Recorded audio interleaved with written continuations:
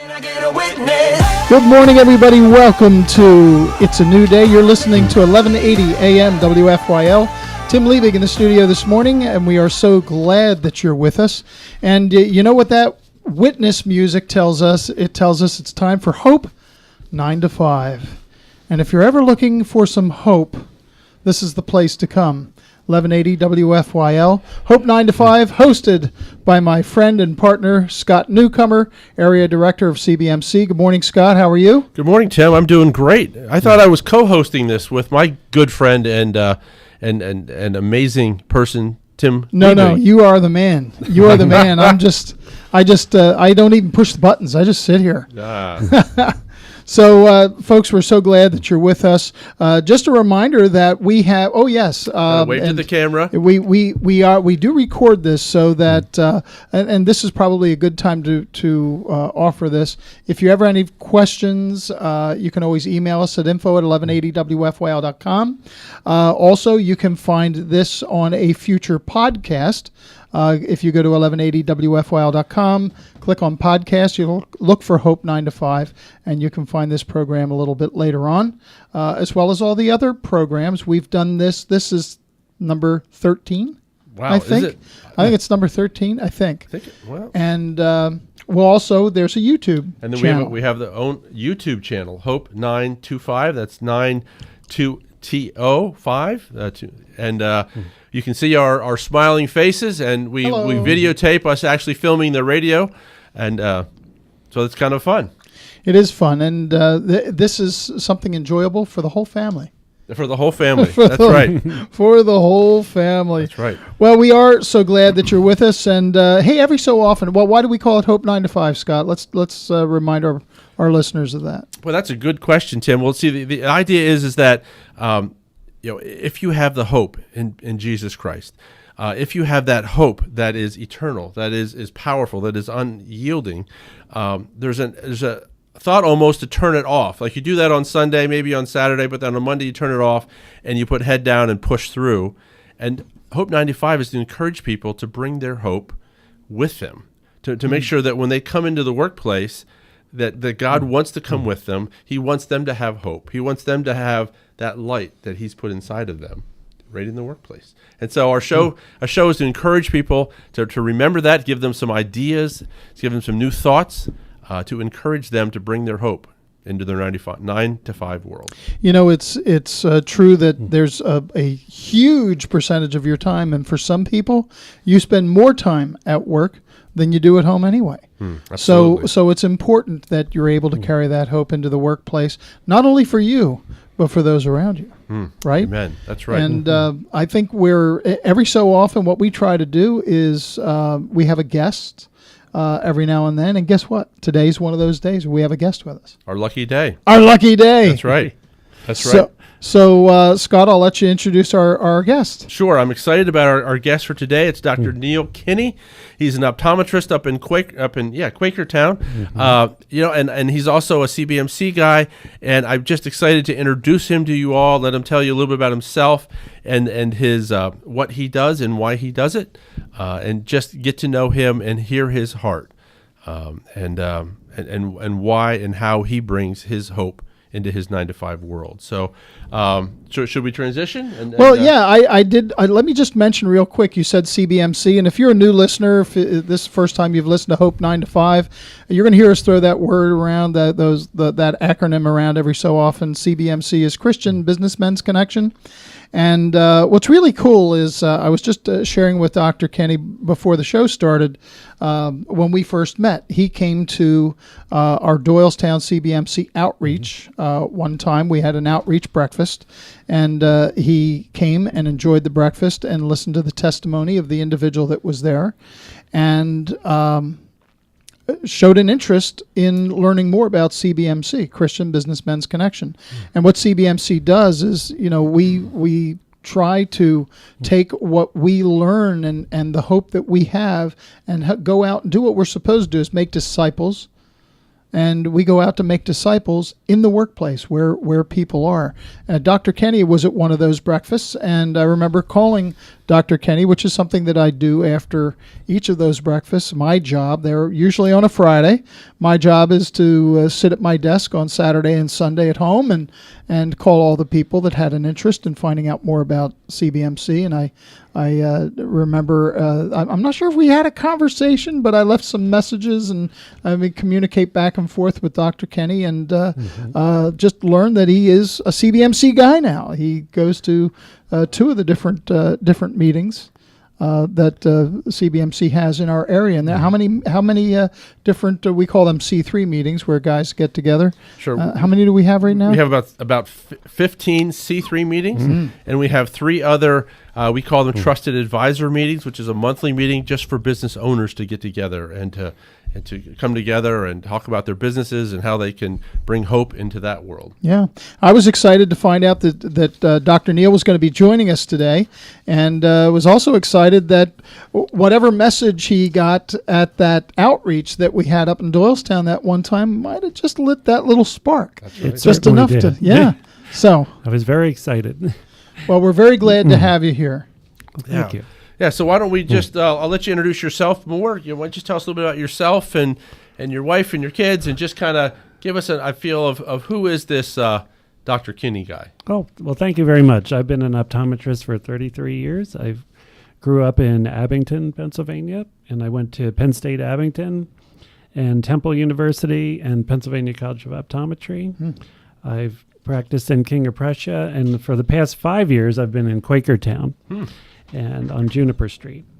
And just want to share with you this month, my wife and I will celebrate our 35th anniversary. Wow. My wonderful wife, Congratulations. Lauren. Wow. Wow, that's awesome. And we have 3 kids, Kristen, Jeffrey, and Caitlin.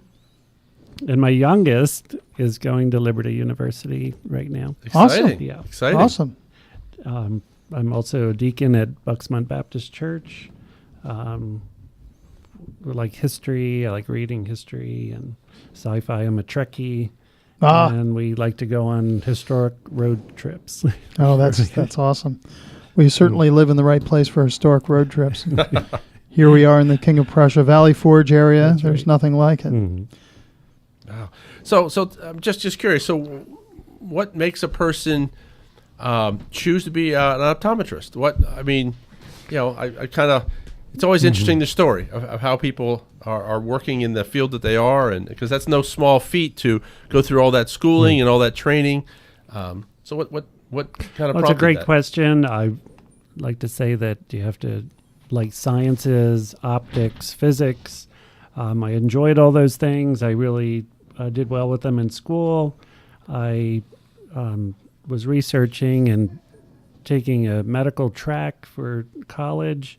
And it's interesting that God would send people to me to kind of direct me a little bit. I have a good friend, Peter Anderson, who's an optometrist a year ahead of me. And as a believer, he really inspired me to enjoy some of the ideas of what you can do as an optometrist. Okay. And just helping people in the medical area. So it's curious. So when you say an idea, what kind of things? I mean, business wise or helping people wise, or just tell us a little bit more about Well, that. the idea of making people happy and just the joy of seeing a child, for the first time putting on a pair of glasses and just beaming and just when there's older people in the waiting room and a little child's just happy and smiling and telling everyone, I can see Oh, the wow. leaves on Wow. the trees. And it's just very enjoyable. Wow. And everybody smiles, and it's a really pleasant blessing for everyone. That must be there's probably a lot of stories there with kids that have vision problems, and parents really don't know about it for probably quite some time before they realize that there's an issue, and that's got to be quite a wonderful experience for a kid to finally be able to see for the first time. I can't help thinking about, I was blind and now I see. That's right. It's Exactly. great to be sitting here with an optometrist. Well, I'd like to just share, too, one of our pre-printed exam near vision cards. It's probably about 50 or 60 years old. Mm-hmm. And the smallest print, it says Bible on the top. Is that Oh, right? neat. It's not sold anymore. Of course not. It says, I like to read it. It Sure. says, next to life itself, God's most precious gift is sight. And to the service of this great gift of sight, your optometrist sincerely and faithfully dedicates his ministry. And I just think that's such a ministry. Wow. Yeah. And that's That's- actually that. Yeah, I'm looking at this. The laminated card. Here, hold it up for the camera. See, that's Whoop. wow. That is pretty neat. That's very, very cool. It's not politically correct anymore, but it is very Neither are we, so inspiring. that's okay. But that was nice. Wow. So why don't you just tell us? You know, our show is Hope 9 to 5. There might be some medical folks out there. There might be even some patients. So when you think of the idea of bringing hope into your practice and bringing hope with you into the office, what how do you flesh that out? How do you What does that look like? Well, I'd like to say that. Well, I'll just say that in our waiting room too. Our motto, or my motto, would be for our practice is from 1 Corinthians 13. Just starting off with love is patient and kind, and that just keeping that in mind, and just reading several verses that are all on our wall. It says, love does not envy or boast, is not arrogant or rude, does not insist on its own way, is not irritable or resentful. And it goes on. And we just have that on the wall, and it's a blessing to hear from the exam room. I'll hear people reciting it, reading out loud. I'm like, and that's a high standard to live up to be patient and kind. Wow. Tim, when you think about somebody that's working on your eyes, that's looking, that's kind of moving around, I mean, your eyes are very, to know that they value love is patient and kind. They're not rushy, they're not pushy, they're not, it's a very personal thing. It is, and what's really wonderful, Dr. Kenny, you started this conversation talking about the things that you like that kind of drew you to optometry, and we were talking about science and things like this. And I'm always amazed when I find a man of science that has a heart for the Lord. And it's just incredible to me that, and we're seeing it more and more. I don't know that people are stepping out. They're not going on the radio and sharing it necessarily, but you've done a great job of saying, look, I'm a man of science, and science kind of brought me to this, to optometry and to this, but now it's a ministry.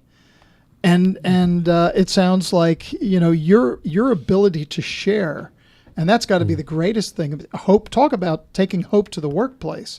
You're not only sharing it with the people that you work with, but you're also sharing it with the patients and their families. That's just incredible. Well, thank you. I take it as a challenge to listen carefully to the patient and explain things to the patient and have empathy and patience and kindness. Sometimes I know what happens. Science by itself can be kind of cold, and when someone has a serious eye problem and I have to send them to a specialist, they are oftentimes very afraid, and I can see it. They're very upset. And then I may share, my own son has a rare eye condition. I say, I'm sending you to the doctor that my son sees. Wow.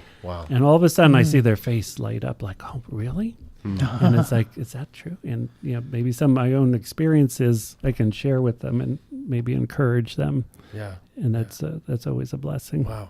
If you're just tuning in today, this is Hope 9 to 5, radio station with Scott Newcomer and Tim Liebig, trying to encourage people to bring hope into their workplace. Today we have the special treat of interviewing Dr. Neil Kinney.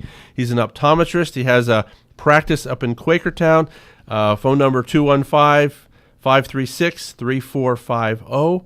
And he's just telling us about how he brings hope into his practice, into his work life. And I think if I was in Quakertown, needed an eye exam, this is the kind of guy I want to see, Tim. No question about it. Absolutely. That's fantastic. Yeah. Well, thank you very much. I never knew this about you, Dr. Neal. That's wonderful. Yeah. Well, I like it'd be a challenge sometimes to give words of encouragement to people. And I know sometimes people are having a bad day, and sometimes they take it out. And very proud of my staff that they don't react. They could react in a negative way if someone is really giving them a hard time, but to just hang in there with patience. And very often at the end of the exam, the person will apologize and say, I'm sorry, I was having a really bad day. And maybe you hear a little bit more, and I maybe get a chance to tell them I'll pray for them about that. That's wonderful that you can do that. When I think about doctors, any doctor, but they're not. You're the people that are coming to see you are probably not there because they're having a good day. There's something wrong. There's something they're concerned about. Now, maybe it's just the annual checkup, Right. but aside from that, you're not seeing people unless they do have some worries or some concerns, and to have the heart that you have, and to start out. And you mentioned your staff. That's important, but I know that so goes the leader, so goes the staff. That you share that love and compassion with your staff. They share it with your patients. So when they come in and have a bad day, I don't think they leave that way. I'm willing to bet. That's right. Well, that is the challenge. Yeah. Well, so a question I had here is, what are the other kind of challenges that maybe you've encountered over the years trying to bring hope into your workplace, or maybe people that are listening and they're kind of wondering, yeah, but this or what about that? I mean, is there any kind of challenges you've bumped into and that you've stubbed your toe on? Sometimes we all want to talk about success stories, but sometimes we learn more from our trials, lack of success stories. Yeah. Well, I would say meeting expectations is very difficult. The Holy Spirit sometimes has to help, but always has to help. There are times when I would like, and I tend to maybe talk a lot more and be reminded that we have next patient waiting. But you want to share. There's no question. I will tend to lean more on the explaining, and maybe someone thinks, well, you may be late, or but I think it just, I try to err on the giving people more time and explaining things, and if it doesn't go over well, at least I tried. Yeah. Give Try them to a put little them first. more comfort. We did run into some trouble with some of our patients are older, and mobility problems are very, they may be amputees or have other difficulties getting to the office. So if they make it to the office and we get to do their eye exam, sometimes I have volunteered to visit their home and drop off their glasses. And I thought that went over very well. And so I've been doing that. So let me get this straight. So you don't rush your patients through. You let them talk, and you actually listen to them, and you make somewhat of a house call by dropping off their glasses. Is this 1950? Is that right? Is this 1955 or is this 2019? I don't know. It's that's pretty exciting. Well, you should be applauded, Dr. Kenny.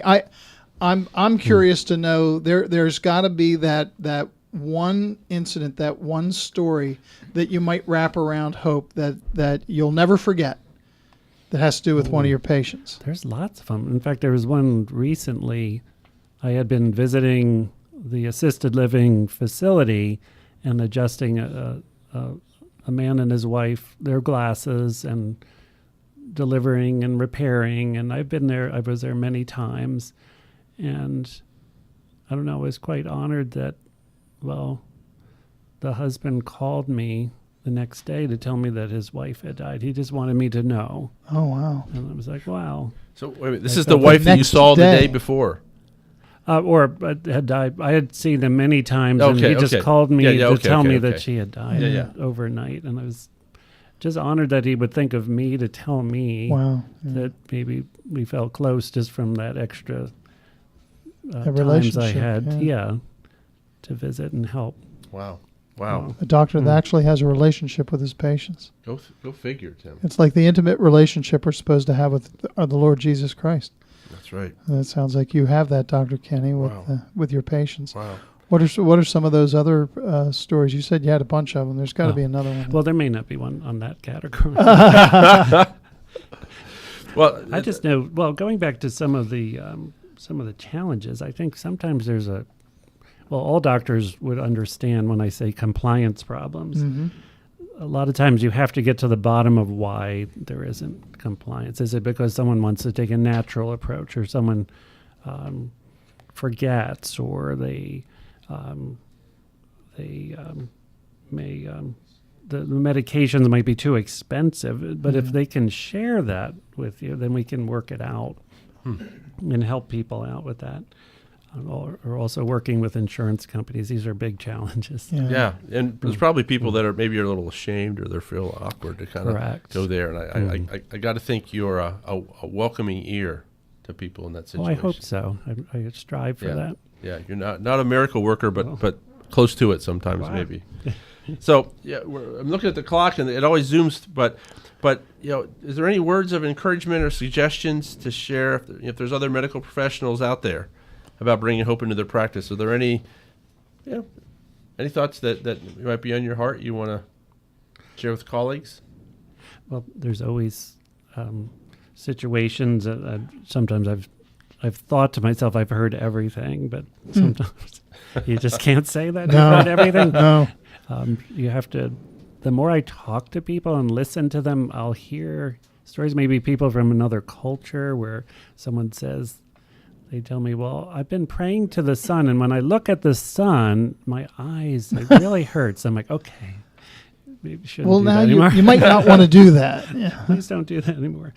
Or they'll ask me, there's certain programs where chanting and meditation is supposed to help your vision. I'll say, well, I'll try to correct them kindly that may not be the best thing for them. But I also want to encourage people, too, when it comes to the eyes. There are a lot of things that you may not know you have that need to be looked at. I've come across patients who were diabetic, who didn't know they were diabetic. And by just looking at their eyes, we can sometimes find these out. And of all the people who have glaucoma, probably only half of the people who have glaucoma actually know they have glaucoma. And it's something that doesn't have symptoms, so you really need to get in and get checked. So just practical advice. The annual checkup. A friend of mine found out he was diabetic, and then his vision, he wears glasses all the time, his vision went good. He ended up with like 20/20 vision until they realized that it was the diabetes, and then because he was retaining water and doing some things like that, and they put him on some medication, and then his eyes went back to what they were. That's a perfect example. Someone came to me, they were so proud. They said, I've been losing weight, I'm drinking water, I'm even seeing better. And just like you said, and it was actually diabetes. And when I called their doctor to tell them, the doctor said, well, I just saw this person.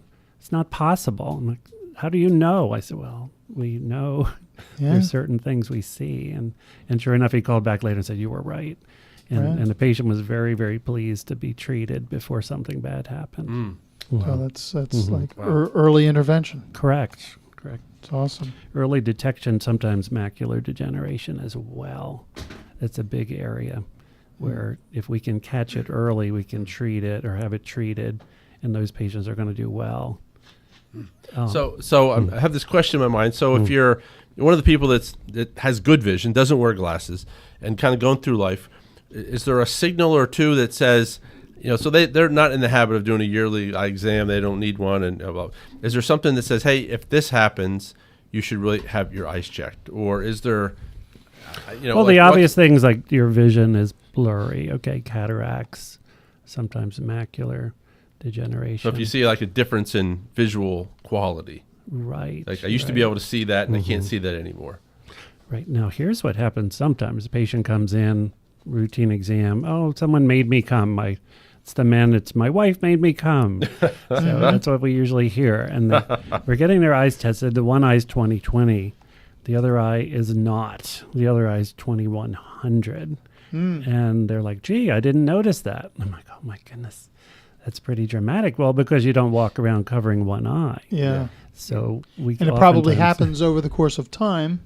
Correct. Right, so you it could sort have been of a long compensate, time. yeah. It could have been a short time. We don't really know. They roll over in bed. They look at the alarm clock. Hey, my one eye is really poor. And they'll say, well, we'll get you in as soon as we can and check that out and see what it is. Wow. Yeah. So what do those people do when they get glasses now and they can actually have full binocular vision and both eyes are seeing? So what's that experience Well, like? hopefully it is something simple like a refractive error, Yeah, but sometimes it's more complicated.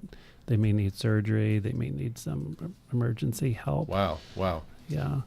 Interesting. You know, I remember I shared an office with a guy one time, and he said, "Oh, my eyes are fine. They're great." And I knew he was a hunter, and I said, "Oh, really? So when you look in the distance, and you look at a tree. Do you see the leaves, or do you see just like a green blob?" And he kind of looked at me, and he says, "Huh, I don't know, I'll have to think." And a year later, he was wearing glasses.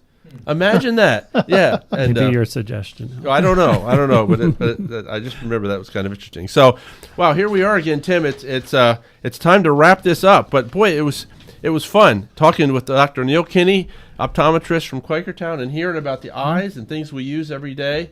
Do you ever Sometimes take for granted. Take for granted. That's right. Drive down the road and think, "Thank you, Lord, for creating vision," and just think of all the wonderful things that our vision we can see, and the colors and the just to praise God Beautiful for our creation. vision, for our God's vision. most precious physical gift. Yeah, Amen. absolutely. Outside the spiritual gift of Jesus Christ. Yeah. It really is. There's how much is in the Bible about vision. I should have done a little more homework. Just thought of that now, but I'll bet I know there's so much in the Bible about vision. Yeah, when you can see when Jesus healed vision and opened up their eyes. Wow. So just wanted to reiterate, all three of us actually are part of a group organization called Christian Businessmen's Connection. If you want to look up cbmc.com on the website, you can find a link to it. It's a worldwide organization, 97 different countries. But it's men coming together to try to bring their hope, bring their faith into the marketplace, and to try to bring the light of Jesus Christ with them 24/7. And so thank you for tuning in today. We'd love to interact with you. This is Scott Newcomer from the Mid-Atlantic. Yep, Tim Liebig. And Dr. Neil Kenny Dr. over Neil here. Kenny. Yeah, and the music is playing. So until next month, God bless. And don't forget, this will play again on Monday at 8:30. See you then. Okay. Every hour